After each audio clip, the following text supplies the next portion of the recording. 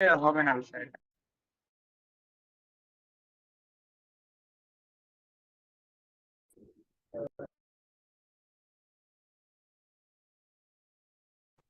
আসসালামু আলাইকুম ওয়া রাহমাতুল্লাহি ওয়া বারাকাতুহু। ওয়ালাইকুম আসসালাম। আচ্ছা, এখনো একটা বিষয় হচ্ছে যে আমাদের এই যে মস্কের ব্যাপারে অনেক ভাই নাকি এখনো অবগত না। তো এই বিষয় হচ্ছে যে এখনো যদি কোনো ভাই মস্কে অ্যাড না থাকি, আমাদের রোল অনুযায়ী যে গ্রুপে অ্যাড থাকার কথা সেই গ্রুপে যদি এখনো অ্যাড না হই, আমরা কাইন্ডলি খুব দ্রুত সময়ের মধ্যে অ্যাড হয়ে যাবো। আজকেও অনেক ভাইকে দেখলাম, দুজন ভাইকে দেখলাম যে তারা এখনো পর্যন্ত এই মস্কের গ্রুপগুলোতে অ্যাড নেই। তাদের গ্রুপ বলে দেন চেয়ার ভাই যেটাতে আর কি কথা বলার কথা। মস্কের গ্রুপ যারা আছেন মাস্ট করবেন, কারণ কোরআন শরীফ না পড়তে পারলে জীবন বৃথা। জি ভাই। ইরফান ভাই ওই জয়টা একটু বললেন, তারপর ওস্তাদ আসলে তারপর কথা বলে একটু প্রয়োজনীয় সময় নিয়ে 2 মিনিট একটু কথা বলে দেবেন। السلام عليكم ورحمة الله وبركاته. ওয়ালাইকুম আসসালাম। স্যার কেমন আছেন? الحمد لله على كل حال.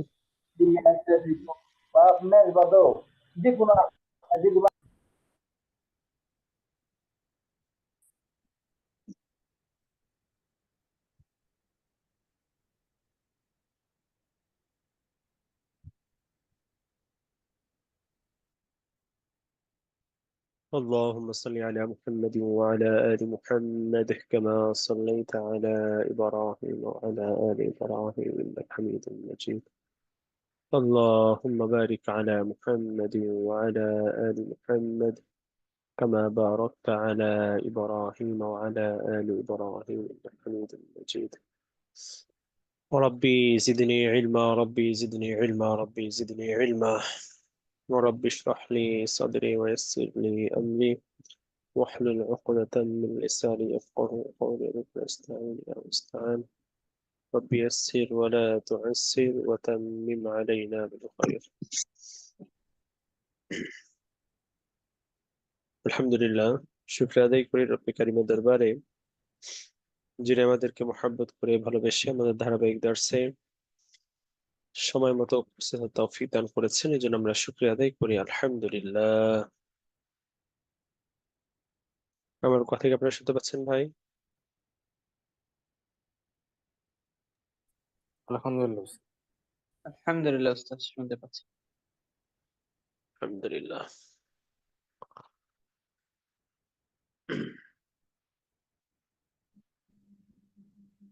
আলহামদুলিল্লাহ।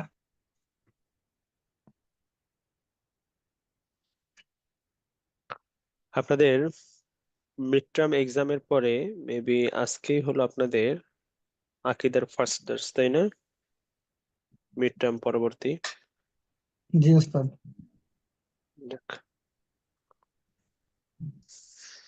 তো আপনাদের আকীদা মিড টার্ম এক্সাম কেমন হয়েছে সবাইদের? আলহামদুলিল্লাহ উস্তাদ। আমার যারা মাস্টার গ্রুপে আছেন তাদের কাছ থেকে শোনা হয়েছে, বাট ওভারঅল সবার কাছ থেকে শোনা হয়নি। ফুল মার্কস কতজন পেয়েছেন আকীদার মিড টার্ম এক্সামে? একেবারে ফুল মার্কস কতজন পেয়েছেন?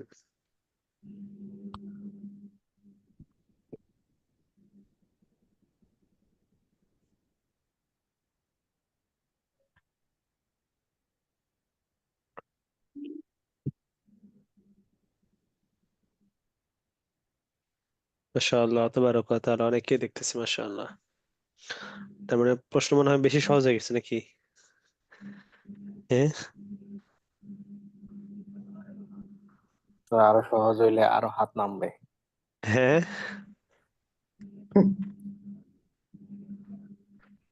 আল্লাহ, মাশাআল্লাহ, আপনারাও মেহনত করেছেন, পরিশ্রম করেছেন, আল্লাহ তাআলা সহজ করে দিয়েছেন আলহামদুলিল্লাহ। প্রশ্ন তুলনামূলক ভাবে ফার্স্ট সেমিস্টারের কোয়েশ্চেন গুলো একটু বেশি ইজি হয়ে থাকে আর কি, এর কি। তো যাক আলহামদুলিল্লাহ। যারা পূর্ণ নাম্বার পেয়েছেন আল্লাহ তাআলা তাদেরকেও কবুল করুন, যাদের একটু কমতি রয়েছে আল্লাহ পাক তাদেরকেও কবুল করুন। সর্বোপরি ইলমের লাইনে, ইলমের পথে আল্লাহ তাআলা আমাদেরকে আরো এগিয়ে যাওয়ার তৌফিক দান করুন। দুনিয়ার পরীক্ষায় আমিন। সফলতা যেমন প্রত্যেকের এক্সপেকটেশনে থাকে, প্রত্যেকের প্রত্যাশা থাকে, আল্লাহ পাক যেন আমাদের পরকালীন চূড়ান্ত পরীক্ষায় যেন আল্লাহ পাক আমাদেরকে সবাইকে সফলতার সাথে উত্তীর্ণ হওয়ার তৌফিক দান করেন। آمين. আল্লাহ।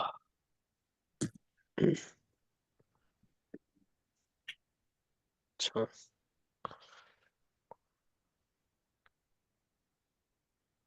মাশাআল্লাহ, অনেকে পেয়েছেন।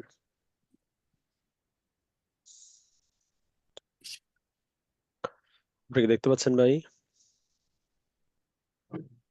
শীট জি দেখা উস্তাদ, যায়? দেখা যাচ্ছে। উস্তাদ দেখা যাচ্ছে। আল্লাহ।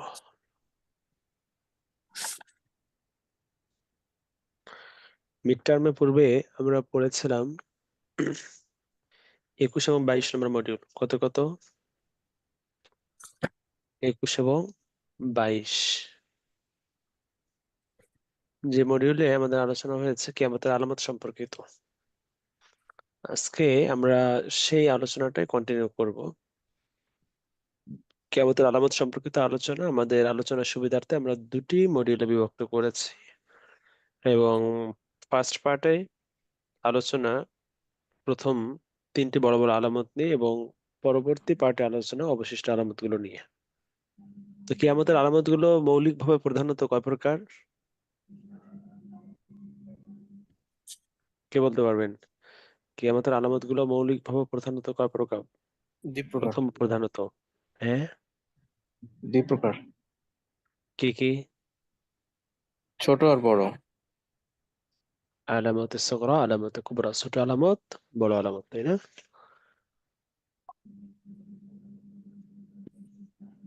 আমাদের আলোচনা চলতেছে কি ছোট আলামত সম্পর্কে না বড় আলামত সম্পর্কে? বড় আলামত। বড় আলামত সম্পর্কে আমাদের আলোচনা চলছে।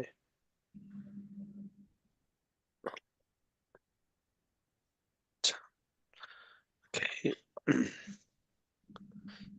আচ্ছা, আমরা প্রথম তিনটি বড় বড় আলামত সম্পর্কে আলোচনা করেছি। ঈসা আলাইহিস সালামের আগমন, ইমাম মাহদীর আগমন, ইয়াজুজ মাউজুজের আত্মপ্রকাশ।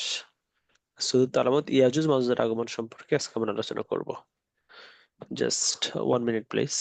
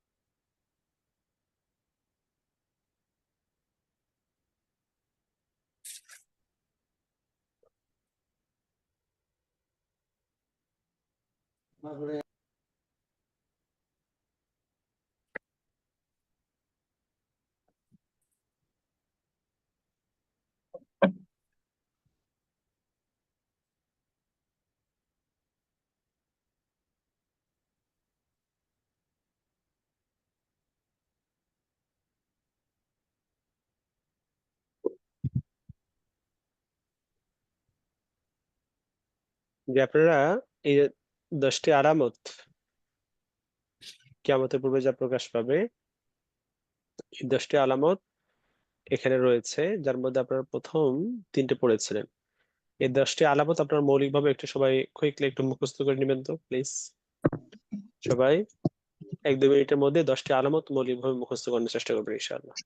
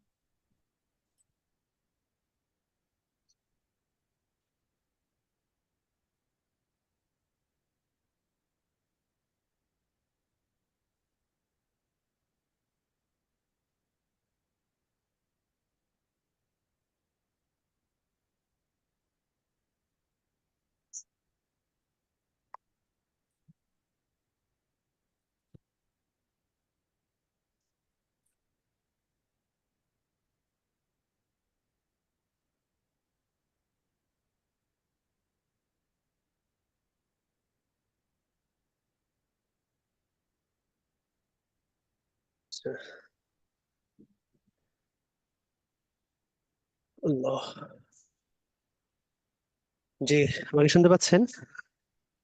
জি উস্তাদ। আচ্ছা, এক্সট্রিমলি সরি। বাসায় একজন মেহমান আসছেন, রিসিভ করার জন্য একটু নিচে গিয়েছিলাম, এই জন্য বিলম্ব হয়ে গেল। আল্লাহ। আচ্ছা,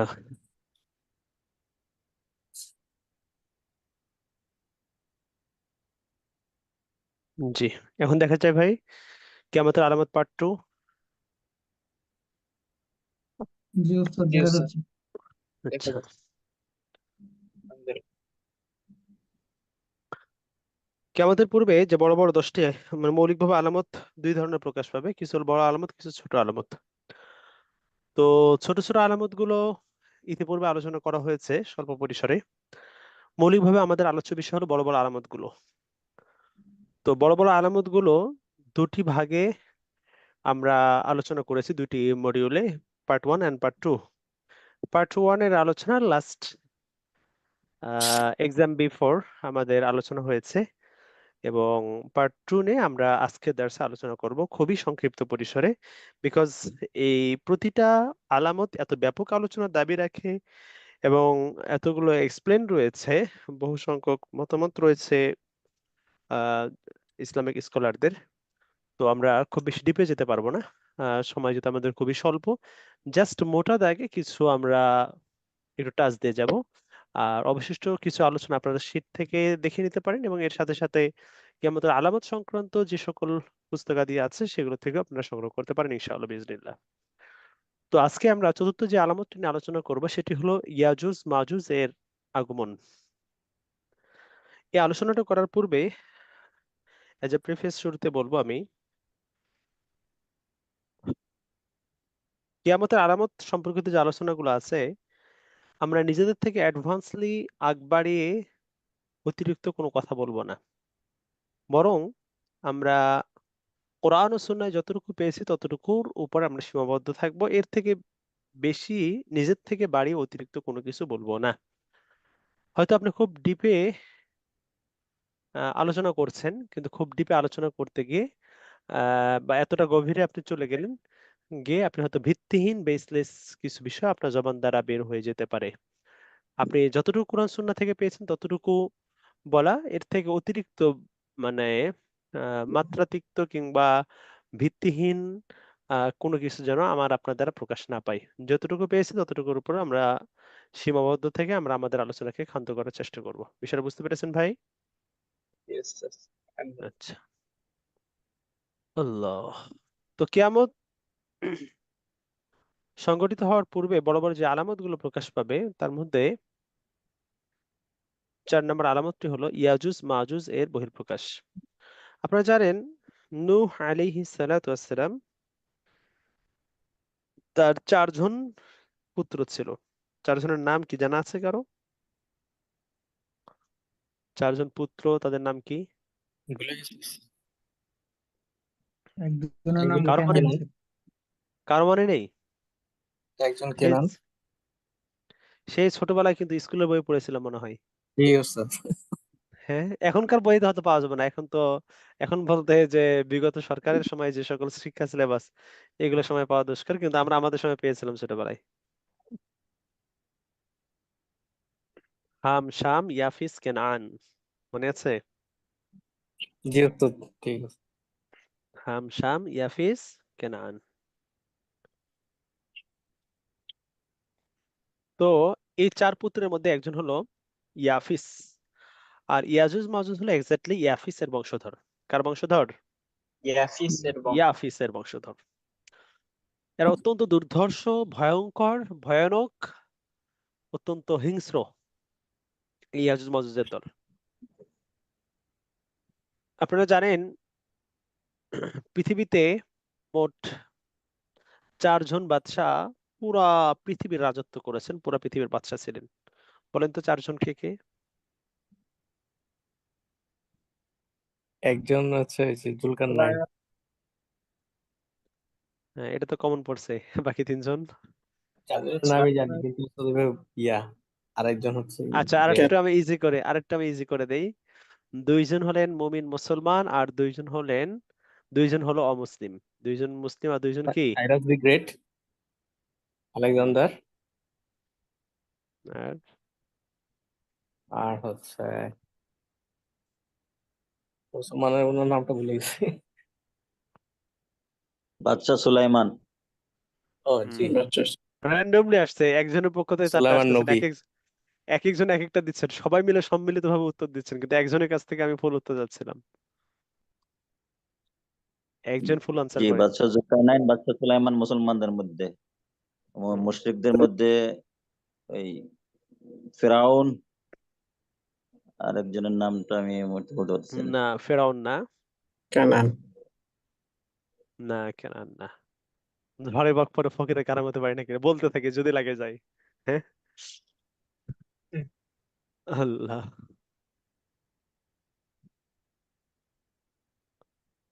আচ্ছা, সর্বমোট, আলেকজান্ডার। আচ্ছা বলি আমি, সর্বমোট 4 জন ব্যক্তি পুরো ওয়ার্ল্ড লিডিং করেছেন, পুরো পৃথিবী রাজত্ব করেছেন, পুরো পৃথিবী বাদশাহ ছিলেন। Just try to imagine that, যে আপনার নট অনলি বাংলাদেশ অথবা ভারতবর্ষ অথবা এশিয়া অথবা আফ্রিকা অথবা ইউরোপ, বরং ইস্ট ওয়েস্ট নর্থ সাউথ, পুরা ওয়ার্ল্ড, তাই না? নর্থ সাউথ ইস্ট ওয়েস্ট, পুরা ওয়ার্ল্ডের রাজত্ব করেছেন, পুরা পৃথিবীর বাদশাহ ছিলেন। বিষয়টা বুঝতে পেরেছেন ভাই? পুরা Yes, পৃথিবীর বাদশাহ ছিলেন কয়জন? 4 জন। 4 জন ছিলেন। আল্লাহু আকবার। এই 4 জনের মধ্যে 2 জন ছিলেন মুসলিম আর 2 জন ছিল অমুসলিম। যেই 2 জন শাসক বাদশাহ ছিলেন মুসলিম, তার মধ্যে একজন পয়গম্বর সুলাইমান আলাইহিস সালাতু ওয়াস সালাম, এন্ড দেন বাদশাহ জুলকারনাইন। 2 জন, সুলাইমান আলাইহিস সালাম এবং বাদশাহ জুলকারনাইন। আর অমুসলিমদের মধ্যে যে 2 জন পুরা পৃথিবীর শাসক ছিল, একজন হলো মিস্টার নমরুদ, আর আরেকজন হলো কে? বাদশাহ বুখতে নাসর। বুখতে নাসরকে আবার আলেকজান্ডারও বলা হয়ে থাকে। হুম? আল্লাহ, এই 4 জন ছিল পুরা পৃথিবীর শাসক। তাহলে মুসলিম কয়জন? 2 জন। আর অমুসলিম কয়জন? 2 জন। 2 জন। মনে থাকবে ভাই ইনশাআল্লাহ? ইনশাআল্লাহ। হুম, আচ্ছা।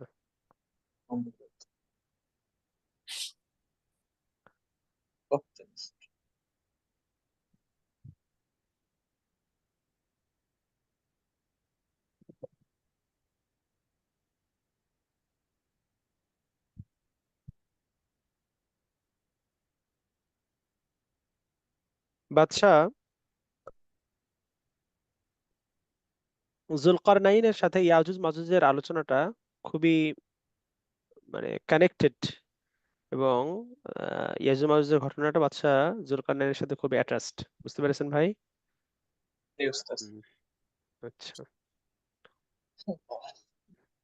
তো বাদশাহ জুলকারনাইন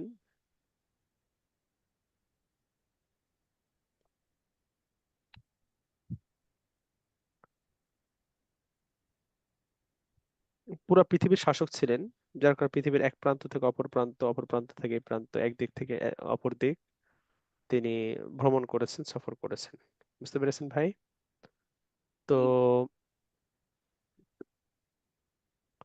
বাদশাহ জুলকারনাইন একবার সফরে গেলেন, বর্তমান যেখানে ইয়াজুজ মাজুজ অবস্থান করতেছেন সমুদ্রের, এটা কোন জায়গায় স্পেসিফিক ভাবে এখনো নির্দিষ্ট করা যায় না, অনেক ব্যাখ্যা আছে এই বিষয়ে, অনেক এক্সপ্লেইন আছে, অনেক এক্সপ্লেনেশন পাওয়া যায়। তবে আসলে নির্দিষ্টভাবে কোনো সিদ্ধান্তে চূড়ান্তভাবে উপনীত হওয়াটা কাইন্ড অফ ডিফিকাল্ট। তো আমরা এতটুকু জানি, বিশাল একটি সমুদ্র। এটা কোন সমুদ্র? এটা কি প্রশান্ত মহাসাগর, নাকি আটলান্টিক মহাসাগর? কোন মহাসাগরকে এখানে টার্গেট করা হয়েছে? আল্লাহু আলাম বিসওয়াব। বিশাল এক সমুদ্র, ওই সমুদ্রের অপোজিটে পুরো পৃথিবী তো 3 ভাগ, 3 ভাগের মধ্যে সরি 4 ভাগ, 4 ভাগের মধ্যে 3 ভাগে জল, 1 ভাগ স্থল, তাই না ভাই? হ্যাঁ, Yes. এই স্থল অঞ্চলে তো আমাদের বসবাস, কিন্তু জল তাহলে বা পানির অংশটা কত বেশি, কত ব্যাপক, তাই না? এটা মানুষের মানে ধারণারও বাহিরে, কত ব্যাপক। তো বিশাল এক সমুদ্রের উপকূলে, মানে অপোজিটে একটা সম্প্রদায়কে পেলেন বাদশাহ জুলকারনাইন সফরে গিয়ে। যারা বাদশাহ জুলকারনাইনের কাছে, আমি সারসংক্ষেপটা বলতেছি, বাকিগুলো ইন ডিটেলস আপনারা দেখে নেবেন। যারা বাদশাহ জুলকারনাইনের কাছে আবেদন করে যে এই যে আপনারা দেখতে পাচ্ছেন ইয়াজুজ মাজুজ, তাদের কারণে আমাদের জীবনযাত্রা অতিশয় কষ্টকর হয়ে যাচ্ছে এবং আমরা খুব দুর্বিষহ মুহূর্তের মধ্যে সময় পার করছি, জানমালের মধ্যে আমরা কোনো নিরাপত্তা পাচ্ছি না, তারা পুরো পৃথিবীতে বিপর্যয় সৃষ্টি করে বেড়াচ্ছে। আপনি তাদের থেকে আমাদেরকে প্রোটেকশন দিন, এবং এক্ষেত্রে যদি আপনার অর্থ লাগে, টাকা পয়সা লাগে, আমরা দিব, চাঁদা দিব। সহজ ভাষায় বর্তমান সময় কি দিব? চাঁদা দিব। তারপর আপনি তাদের জুলুম অত্যাচার থেকে আপনি আমাদের বাঁচার ব্যবস্থা করেন। বাদশাহ জুলকারনাইন তাদের সে আবেদন রাখলেন এবং বললেন যে ঠিক আছে, আল্লাহ পাক আমাকে অনেক সম্পদ দিয়েছেন, আমার সম্পদের প্রয়োজন নাই, তোমরা জাস্ট আমাকে কায়িক শ্রম দিয়ে সাপোর্ট করবে। দুই পাহাড়ের মধ্যস্থলে বিশাল আকারে এই প্রাচীর নির্মাণ করা হয়। লোহা, তামা, সীসা গলিয়ে আগুনের উপর উত্তপ্ত করে বিশাল আকারে প্রচন্ড মজবুত করে একটা প্রাচীর নির্মাণ করা হয়। আর ওই প্রাচীরের অপোজিটেই মূলত ইয়াজুজ মাজুজ অবস্থান করছে, যারা পৃথিবীর এই প্রান্তে আসার জন্য প্রতিনিয়ত চেষ্টা করে যাচ্ছে। মানে বিষয়টা এরকম, একটা বিশাল আকারে সমুদ্র আছে, সমুদ্রের ওপারে এই প্রাচীর, প্রাচীরের ওপারে তাদের বসতি। তারা সংখ্যায় অনেক বেশি, অনেক সংখ্যা, তারা অনেক সংখ্যায় রয়েছে। কত রয়েছে একমাত্র আল্লাহ তাআলা ভালো জানেন। অনেক অনেক সংখ্যক তারা রয়েছে, এবং কত বেশি পরিমাণে রয়েছে আপনারা সামনে দেখবেন যে তারা প্রতিনিয়ত ওপার থেকে পৃথিবীর এই অঞ্চলে এপারে আসার জন্য প্রতিনিয়ত তার চেষ্টা চালিয়ে যাচ্ছে। তারা প্রতিদিন চেষ্টা করে যে আজকে প্রাচীরটা ভেঙে আমরা এপার চলে আসব। সারাদিন মেহনত করে, পরিশ্রম করে আহ তারা এটা খননের চেষ্টা করে বা ভেঙে ফেলার চেষ্টা করে। একেবারে সামান্য, যত সামান্য রয়ে যাবে যে এতটুকু হলেই তারা কিন্তু এপারে চলে আসতে পারে। তখন তাদের যে দলপতি বা তাদের প্রধান যে বলে, থাক আজকে তো অনেকটা অগ্রসর হয়েছে, বাকিটুকু আমরা আগামীকালকে শেষ করে ওপারে চলে যাব। পরের দিন এসে দেখে যে প্রাচীর যতটুকু খনন করেছিল পুরাটা বরাবর সমান সমান হয়ে গেছে, মানে পূর্বের নেই। বুঝতে পেরেছেন? আবার তারা শুরু করে দেয় খনন করা। করার পর আবার যখন সামান্য একটু বাকি থাকে, যে থাক আজকে যতটুকু হয়েছে ততটুকু, বাকি অংশটা আগামীকাল। পরের দিন এসে দেখে যে যা খনন করেছিল আবার সেটা সমান হয়ে গেছে। বুঝতে পেরেছেন ভাই? এভাবেই জি কিন্তু পর্যায়ক্রমে তাদের এই এটা চলতেছে, অ্যাক্টিভিটিস চলতেছে। তো কিয়ামতের আগে যে সময় তাদের আল্লাহর হুকুমে বহিঃপ্রকাশ হবে এইদিকে, সে সময় কিন্তু একদিন ধরবে যে আজকে আর অপেক্ষা না, আজকে আমরা শেষ করেই যাব, কালকে আর অপেক্ষা রাখবো না। তো ওদিন ওই প্রাচীর ভেঙে তারা এপারে চলে আসবে।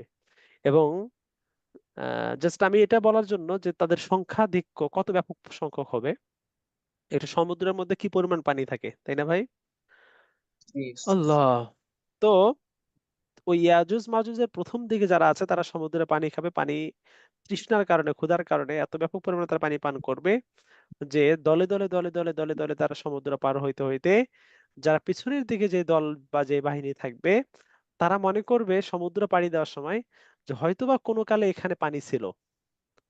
বিষয়টা কি? হয়তোবা কোনো কালে এখানে কি ছিল? পানি পানি ছিল। তার মানে তারা পানি পাবে না, কিন্তু মনে করবে যে হয়তোবা এখানে পানি ছিল। বুঝতে পেরেছেন ভাই? তার মানে প্রথম দিকে যারা থাকবে এরা সমুদ্রের পানি সবটুকু খেয়ে ফেলবে। বুঝতে পেরেছেন ভাই? সব পানিটুকু পান করে ফেলবে, মানে এত সংখ্যার দিক থেকে তারা বেশি হবে। তো পৃথিবীর এদিকে আসার পরে পুরা পৃথিবীতে বিপর্যয় সৃষ্টি করবে, পুরা পৃথিবীকে একেবারে ডিস্ট্রয় করে ফেলবে, একেবারে সব কিছু, মানুষের খাদ্য দ্রব্য, বাসস্থান, আহ মানে ঘর বাড়ি, গাছপালা, তরুলতা, ফল, fruits, everything will be destroyed. তো তাদের অত্যাচারে, জুলুমে যখন মানুষ অতিষ্ঠ হয়ে যাবে, তো মূলত তারা যখন পৃথিবীতে আসবে, মানুষের উপর পাশবিক নির্যাতন, মানুষকে মেরে ফেলা, খুন করা, খেয়ে ফেলা, অনেক কিছু, অনেক ধরনের মানে কুকীর্তিগুলো তারা করবে। এবং ওই সময় নিজের জীবন বাঁচার তাগিদে ঈসা আলাইহিস সালাতু ওয়াস সালাম কিন্তু ওই সময় থাকবেন। ঈসা আলাইহিস সালাতু ওয়াস সালাম যারা মুমিন মুসলমান তাদেরকে নিয়ে তিনি আত্মগোপনে যাবেন। কোথায় আত্মগোপন করবেন? মাটির নিচে, পাহাড়ের পাদদেশে, পাহাড়ের গুহায়, এরকম জায়গায় আত্মগোপন করবেন। যখন তাদের অত্যাচার পুরা পৃথিবীব্যাপী ছড়িয়ে যাবে, সয়লাব হয়ে যাবে, তো তখন ঈসা আলাইহিস সালামের কাছে মুমিন মুসলমানরা বলবেন যে আমরা আল্লাহ তাআলার কাছে যেন দোয়া করি এই জালিমদের বিদায় এবং জালিমদের পতনের জন্য আল্লাহ তাআলা তাদের জুলুম থেকে আমাদেরকে নিষ্কৃতি দান করেন। আল্লাহু আকবার। তো তখন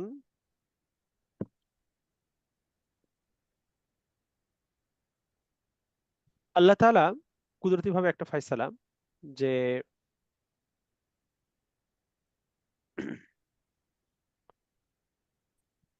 এক ধরনের রোগ তাদের শরীরের মধ্যে দিবেন মহামারীর মতো, পুরা এই ইয়াজুজ মাজুজ সম্প্রদায়ের মধ্যে এই রোগটা ছড়িয়ে পড়বে। পুরা ইয়াজুজ মাজুজ সম্প্রদায়ের মধ্যে কি রোগটা এই ছড়িয়ে রোগটা পড়বে। ছড়িয়ে পড়ে। বুঝতে পেরেছেন ভাই? আল্লাহু আকবার। তো ওই রোগ মহামারীর রূপ ধারণ করবে এবং সবার মাঝে কিন্তু এটা ছড়িয়ে পড়বে। বুঝতে পেরেছেন? জি। আচ্ছা,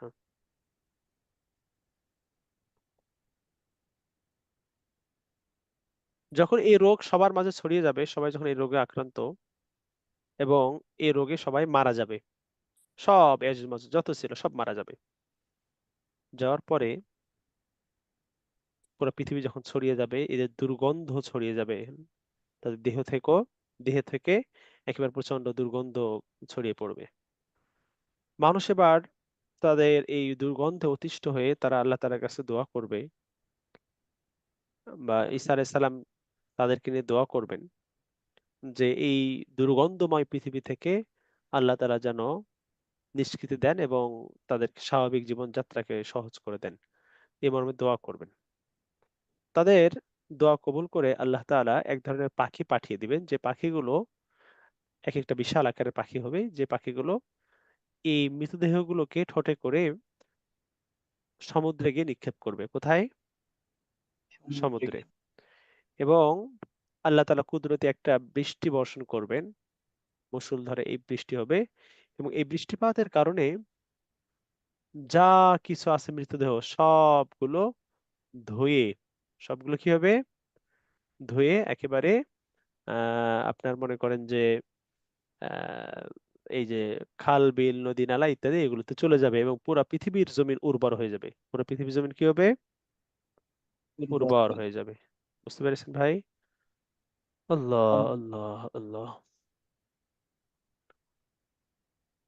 ঠিক ওই সময় ঈসা আলাইহিস সালাম মুমিনদেরকে নিয়ে আত্মপ্রকাশ করবেন, বাইরে বেরিয়ে আসবেন সেই আত্মগোপনের জায়গা থেকে, এবং আসার পরে তারা স্বাভাবিক জীবনযাত্রা শুরু করবেন। এবং ওই সময় আল্লাহ পাক মানুষের মধ্যে এত ব্যাপক পরিমাণে বরকত দান করবেন, ধন সম্পদ সব দিক থেকে, যেটা বলা বাহুল্য। মানুষের এত বেশি সম্পদ হবে, আপনি জাকাত দেওয়ার জন্য লোক খুঁজবেন, মাসরাফে জাকাত কাকে জাকাত দিবেন খুঁজে পাবেন না। খুঁজতে খুঁজতে খুঁজতে একজন ব্যক্তিকে মনে করবেন মনে হয় সে জাকাত খাওয়ার যোগ্য, তাকে দিবেন, সে বলবে আরে ভাই আমার গুলোয় আমি জাকাত দেওয়ার লোক পাচ্ছি না, আর আপনি আমাকে দেওয়ার জন্য আসছেন। বুঝতে পারছেন? মানে এত ব্যাপক পরিমাণ মানুষের সম্পদ হবে, মনে মনে বলতেছেন যে আল্লাহ ওই সময় আমাদেরকে পাঠালেন না কেন, নাকি? হ্যাঁ ইমাম মাহাদির সময় তো এরকম হবে না? হ্যাঁ ইমাম মাহাদি আলাইহিস সালামের সময় তো এরকম হবে। হ্যাঁ, তখন মানুষের সম্পদের মধ্যে বরকত হবে, জি। তো বলা হয়েছে এরকম যে আল্লাহু আকবার, একটা ডালিম, একটা ফল এত বিশাল আকার হবে যে একটা ডালিমের যে কভার, মানে উপরে যে ছাল বা খোসাটা যেটা থাকে, মানুষ আমরা যেমন ছাতি ব্যবহার করি না, ছাতা, তো এর ছাতার মতো, মানে এক ডালিমের ইয়ার মধ্যে যেন কয়েকজন মানুষ আশ্রয় নেবে, এরকম টাইপের বিশাল আকারে হবে। একটা গাভীর দুধ একটা কওমের জন্য, একটা গোত্রের জন্য, একটা গ্রামবাসীর জন্য যথেষ্ট হয়ে যাবে, এরকম পরিমাণে আল্লাহ পাক বরকত দিবেন। স্বর্ণ গহনা অর্থ করি এত এত ব্যাপক পরিমাণে বরকত মানুষের মধ্যে হবে, আলহামদুলিল্লাহ। এবং ওই সময়টা হবে অত্যন্ত উর্বর একটা সময়, দ্বীনের জন্য, ইসলামের জন্য, সব দিক থেকে আলহামদুলিল্লাহ, মানুষের অভাব অনটন থাকবে না। আল্লাহু আকবার।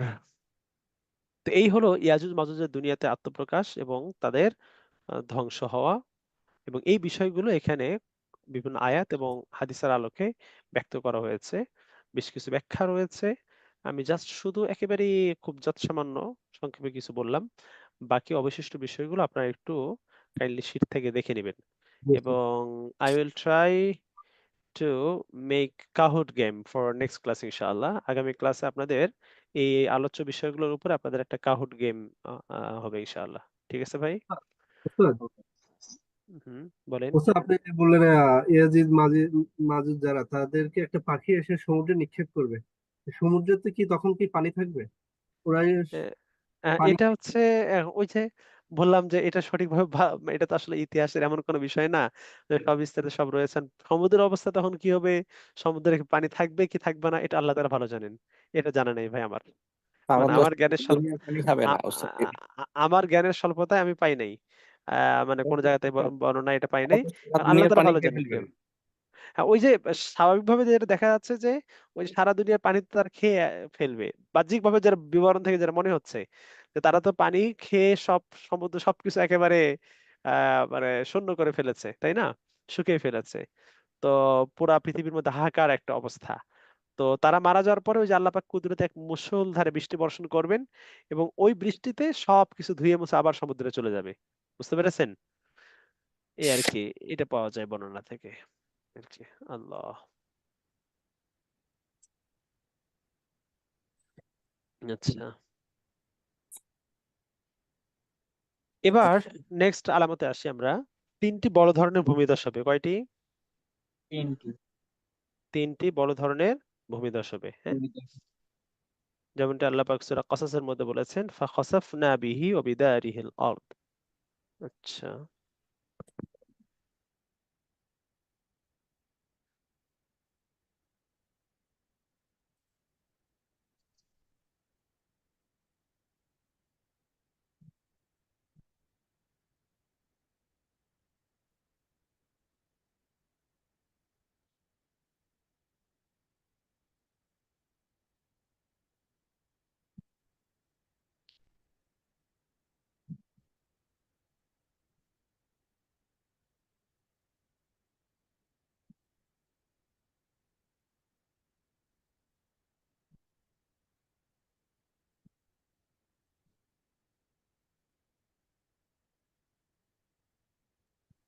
Extremely sorry. হ্যাঁ, তো ভূমিধস, ভূমিধস বলতে কি বোঝায় আপনারা বুঝতেছেন?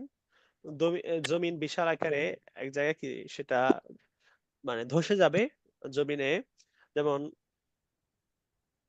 কি বলে আপনার কারুন তার সম্পদ নিয়ে তার ভূমিধসের মধ্যে পড়ে গেছে এবং সে প্রতিনিয়ত জমিনের নিচের দিকে যেতে আছে, তাই না ভাই?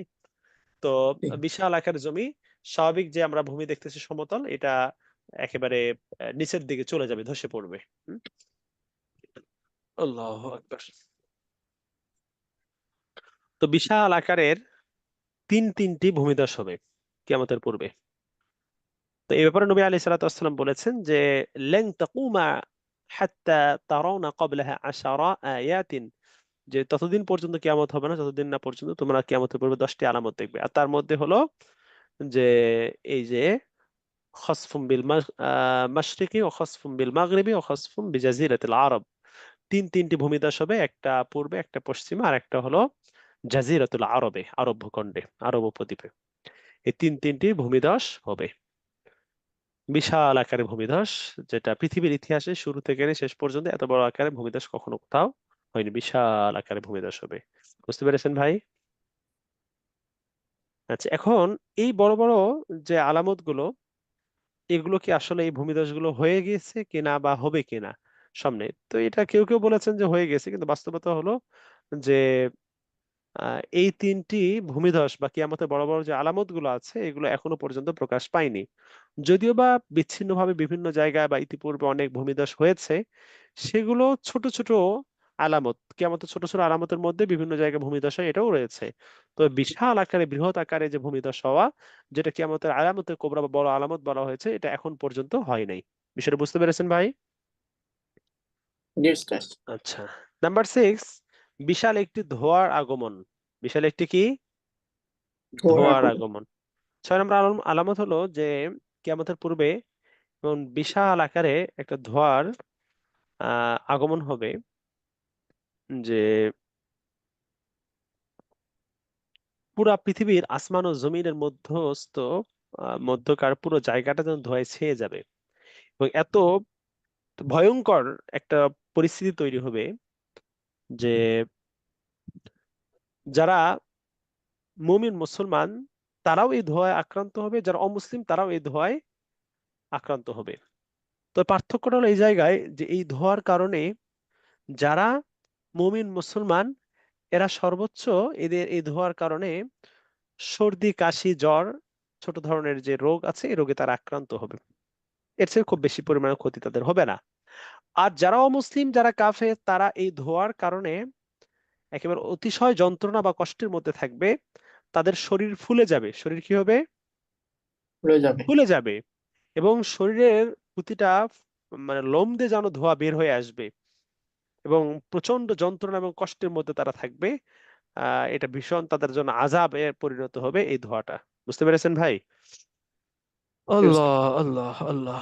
তো এটা হলো কিয়ামতের পূর্বে প্রকাশিত আলামতগুলোর মধ্যে থেকে একটি, যে বিশাল আকারে এই ধোঁয়া বের হবে। আল্লাহু আকবার। কোন সময় বের হবে? এটা কিয়ামত সংঘটিত হওয়ার নিকটবর্তী সময়ে এই আলামতটা প্রকাশ পাবে। আল্লাহ। সপ্তম আরেকটা আলামত হলো পশ্চিম আকাশে সূর্যোদয় হওয়া। কম বেশি আমরা সকলেই অবগত আছি, প্রতিনিয়ত সূর্যোদয় হয় পূর্ব দিগন্তে আর অস্ত যায় পশ্চিম দিগন্তে। যেদিন কিয়ামত সংঘটিত হবে সেদিন সূর্য উঠবে কোন দিকে? পশ্চিম দিকে। কোন দিকে সূর্য উঠবে ভাই? পশ্চিম দিকে। পশ্চিম দিকে সূর্য উঠবে। কিয়ামতের আলামত গুলোর মধ্যে থেকে এটা হলো অন্যতম বড় একটি আলামত। আল্লাহ আল্লাহ।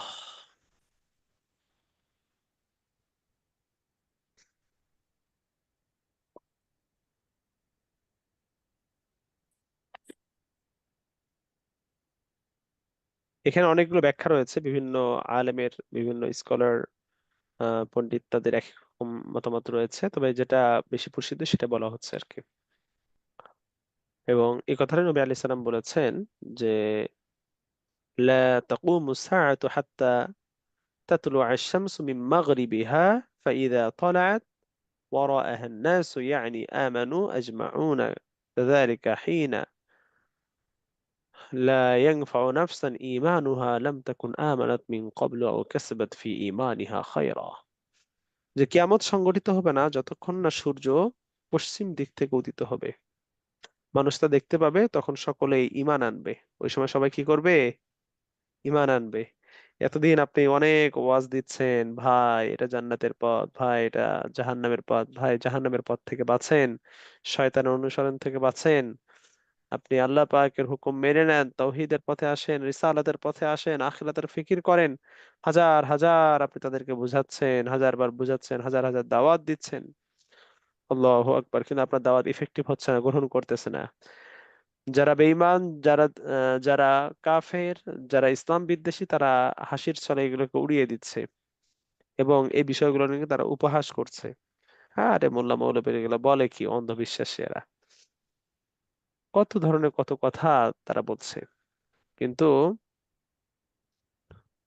কোরআন ও হাদিসের এই বিষয়গুলো সুস্পষ্ট বিবরণ থাকার পরেও তারা যখন এই বিষয়গুলোকে অস্বীকার করেছে, যখন কিয়ামতের পূর্বে অন্যতম বড় আলামত সূর্য যখন পশ্চিম দিক থেকে উদিত হবে, তখন মানুষের বুঝে আসবে এতদিন যা শুনছিলাম তাই সত্যি, আজকে পশ্চিম দিকে সূর্য উঠছে, তার মানে বাঁচার আর উপায় নাই।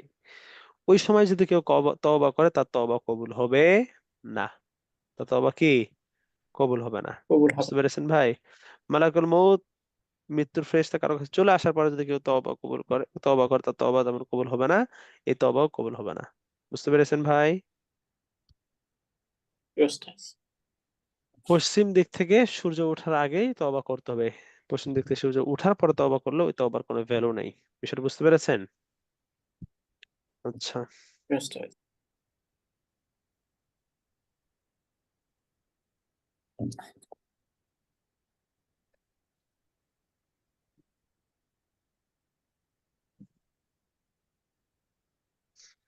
যখন পশ্চিম দিক থেকে সূর্য উঠবে তখন পৃথিবী ধ্বংস হয়ে যাবে। তখন ওই সময় তওবা করলে তওবা কবুল হবে না, এই জন্য কারণ মানুষের আর কোনো ভিন্ন অপশন থাকবে না, মানুষের আর কোনো ভিন্ন কোনো সুযোগ থাকবে না, এটাই তার লাস্ট অপশন, আর কোনো অপশন নাই। বুঝতে পেরেছেন ভাই? তো এটা হলো যে ইসলাম না মানে তার কোনো উপায় নেই, এই জন্য মানতেছি। বিষয়টা একটা হলো যে আমি আর কোনো পথ খুঁজে পাচ্ছি না এই জন্য, আরেকটা হলো আমি জেনে বুঝে সজ্ঞানে উইলিংলি আমার সামনে অনেক পথ উন্মোচিত থাকার পরেও আমি এটাকে বেছে নিয়েছি শুধুমাত্র দ্বীনের খাতিরে, ইসলামের খাতিরে, ইসলামের প্রতি রেসপেক্ট বা ভালোবাসার কারণে। বুঝতে পেরেছেন ভাই? আল্লাহু আকবার। 8 নম্বর আলামত হলো যে দাব্বাতুল আরদ, জমিন থেকে প্রকাশিত এক ধরনের প্রাণী। দাব্বাতুল আরদ কি বলা হয়? দাব্বাতুল আরদ। দাব্বাতুল আরদ হলো এমন এক ধরনের প্রাণী যে প্রাণীগুলো জমিন থেকে প্রকাশ পাবে। এটা কোন জায়গা থেকে প্রকাশ পাবে এক্স্যাক্টলি সঠিক বলা যায় না, তবে এতটুকু আমরা আলামত পাই যে দাব্বাতুল আরদ প্রকাশ পাবে মক্কা থেকে বহু দূরে একটা গ্রামে, সেখান থেকে আর প্রকাশ পাবে আর কি। আল্লাহ তাআলা বাস্তবতা জানেন। এই প্রাণী মানুষের কাছে কাছে গিয়ে গল্প করবে, কথা বলবে। আমি আপনি যেমন একে অপরের সাথে আদান প্রদান করতেছি, মত বিনিময় করতেছি, এই প্রাণীটাও করবে, মানুষের সাথে মানুষের মতো করে কথা বলবে। বুঝতে পেরেছেন ভাই?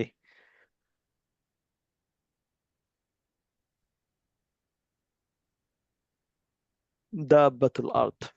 তো এই প্রাণী, দাব্বাতুল মানে হলো প্রাণী, আল আরদ মানে হলো জমিন বা ভূমি। এই প্রাণী যেহেতু মানুষের সাথে কথা বলবে, অন্য 10টা প্রাণীর মতো না, এটা ব্যতিক্রম হবে। এই জন্য এই প্রাণীটাকে বলা হয় দাব্বাতুল আরদ। ভূমির প্রাণী, মাটির প্রাণী হিসেবে এটা পরিচিত। কি হিসেবে? দাব্বাতুল আরদ বা ভূমি প্রাণী। বুঝতে পেরেছেন ভাই? Yes. আচ্ছা।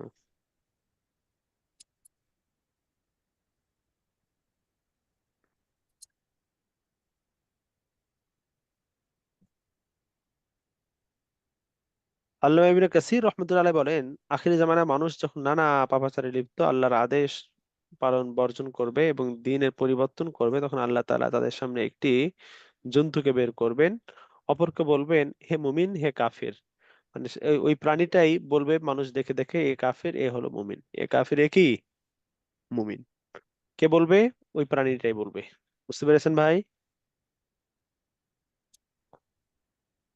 মানুষ দেখে দেখে মানুষের কপালে, কাফের যারা তাদের কপালে কাফের চিহ্ন দেখতে পাবে, যারা মুসলিম তাদের মুসলিম চিহ্ন দেখতে পাবে আর কি।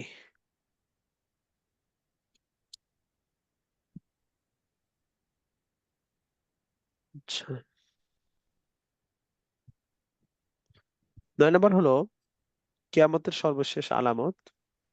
কিয়ামতের পূর্বে ইয়ামানের আদন নামক স্থানের গর্ত থেকে একটি ভয়াবহ আগুন বের হবে। কি জায়গা? আদন বা ইডেন। এই জায়গা থেকে একটা ভয়াবহ আগুন বের হয়ে মানুষকে হাসরের দিকে একত্রিত করবে।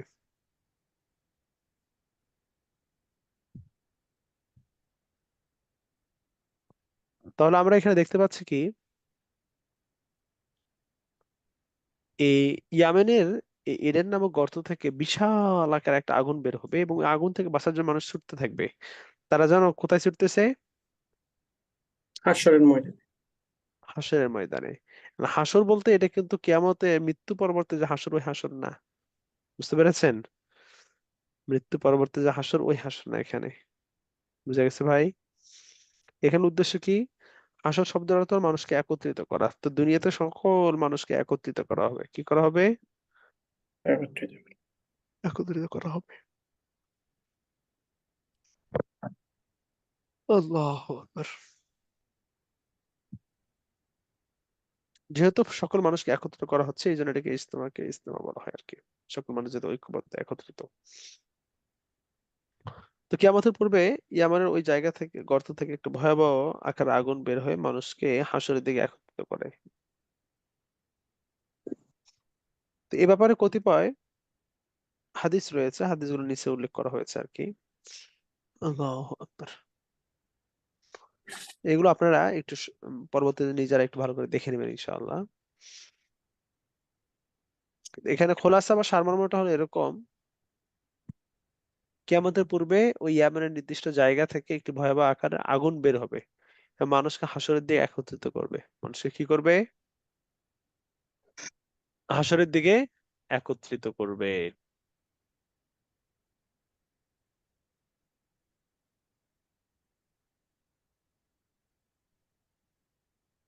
এখানে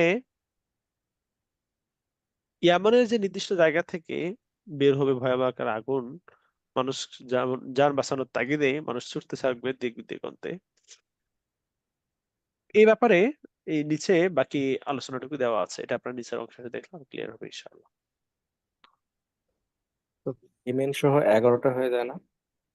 হ্যাঁ, ইয়েমেন যে আগুন, এই আগুন সহ 11টা হয়ে যায় না? এক জায়গায় দেখলাম 11টা হয়। 11টা। না, এটা 10টা। এটা ইডেন থেকে বের হওয়া আগুনের কথা একই। ওইটা ইয়েমেনের যেটা বর্ণনা আছে ওইটা 11টা হয়ে যায়।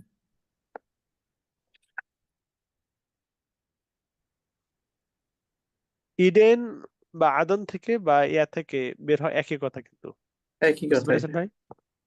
একটা কথাই রিপিটেডলি আসছে আর কি। আচ্ছা, কিয়ামতের সমস্ত আলামত গুলো যখন প্রকাশ পেয়ে যাবে, দেন কিয়ামত সংঘটিত হবে। কিয়ামত সংঘটিত হবে ইসরাঈল আলাইহিস সালামের ফুৎকারের মাধ্যমে। ইসরাঈল আলাইহিস সালাম তাকিয়ে আছেন, কখন নির্দেশ আসবে আর কখন কি হুকুম পালিত হবে। বুঝতে পেরেছেন ভাই? তো সব আলামত গুলো যখন পৃথিবীতে ছড়িয়ে গেছে, সমস্ত আলামত গুলো যখন পেয়েছে,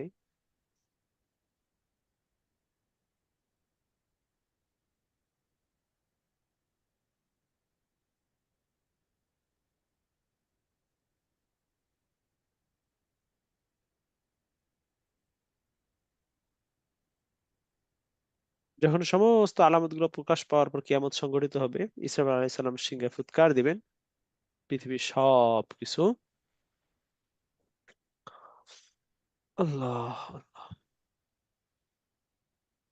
ধ্বংস হয়ে যাবে, কোনো কিছু অবশিষ্ট থাকবে না। কুল্লু মান আলাইহা ফান, সব সব কিছু ধ্বংস হয়ে যাবে, কোনো কিছু অবশিষ্ট থাকবে না।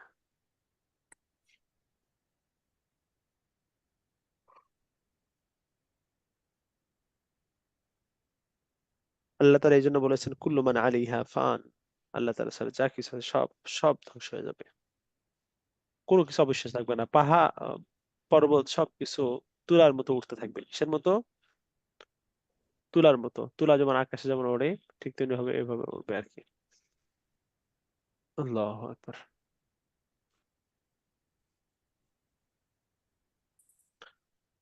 এরপরে ঈসা আলাইহিস সালাম ফুৎকারে যাকে যেখানে কবরস্থ করা হয়েছে নিজ নিজ জায়গা থেকে জাগ্রত হবে এবং কিয়ামতের ময়দান থেকে ছুটতে থাকবে। আল্লাহ। তো এই সকল বিষয় থেকে আমাদের কাছে স্পষ্ট হয় কিয়ামতের আলামত গুলো প্রকাশ পাওয়ার পর, কিয়ামতের আলামত গুলো প্রকাশ পাওয়ার পর পৃথিবীর যা কিছু আছে, মানুষের উপায়, সক্ষমতা, অ্যাবিলিটি, বিল্ডিং, যা কিছু সব, এভরিথিং, সব কিছু ধ্বংস হয়ে যাবে। সবকিছু কি হবে? ধ্বংস হয়ে যাবে। পৃথিবীতে কোনো কিছু অবশিষ্ট থাকবে না, সব কিছু শেষ হয়ে যাবে।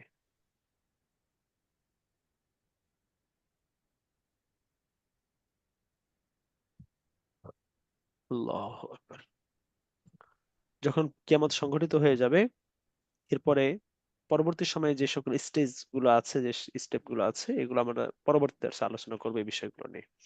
ঠিক আছে ইনশাআল্লাহ? যে কোন ঘাটে কিভাবে পার হবে, কিভাবে অতিক্রম হবে, ফুলসিরাত, হাসর, কদম, মিজান ইত্যাদি, এই বিষয়ে পরবর্তী দর্শে আলোচনা হবে। ঠিক আছে ইনশাআল্লাহ? তো আমরা আজকে এ পর্যন্ত দেখতে পারি, মানে পুরোটা আপনারা ভালো করে দেখে আসবেন। অবশিষ্ট বিষয় আমরা পরবর্তী দর্শে জিজ্ঞাসাবাদ করব আপনাদের। কাহুট এর মধ্যে প্রশ্ন আসবে ইনশাআল্লাহ। তো আমরা এই কিয়ামতের বড় বড় আলামত গুলো যে আছে, আলামত গুলো ভালো করে রিভিশন দেবো, ভালো করে সেগুলো আত্মস্থ করার চেষ্টা করবো। ঠিক আছে ভাই? ইনশাআল্লাহ।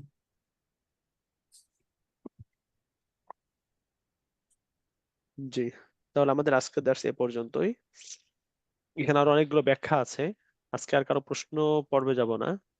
আপনারা সবাই একটু ভালো করে দেখবেন, দেখেন নেক্সট উইকে আপনাদের যে প্রশ্নগুলো আছে প্রশ্নগুলো উত্তর দেওয়া হবে ইনশাআল্লাহ, অথবা প্রশ্ন উত্তর ক্লাসের মধ্যে দিবেন, যেহেতু অনেকগুলো ব্যাখ্যা আছে, একটা আরেকটার সাথে কানেক্টেড, হয়তো বা পড়লে সবগুলো ভালো করে আপনারা সেই চাহিদা বা আপনার সেই এটা থাকবে না, আশা করা যায়। তো ইনশাআল্লাহ আপনারা সবাই ভালো করে পুরোটা রিভিশন দিবেন, ভালো করে পড়বেন, কোথায় কখন আলামত কিভাবে প্রকাশ হবে সবগুলো ভালো করে দেখবেন। ঠিক আছে ভাই ইনশাআল্লাহ? ইনশাআল্লাহ। ঠিক আছে, জাযাকুমুল্লাহ তাআলা। আজকে প্রশ্ন উত্তর সেশনে যাব না, নেক্সট দর্শে ইনশাআল্লাহ। আসসালামু আলাইকুম ওয়া রাহমাতুল্লাহি ওয়া বারাকাতুহু।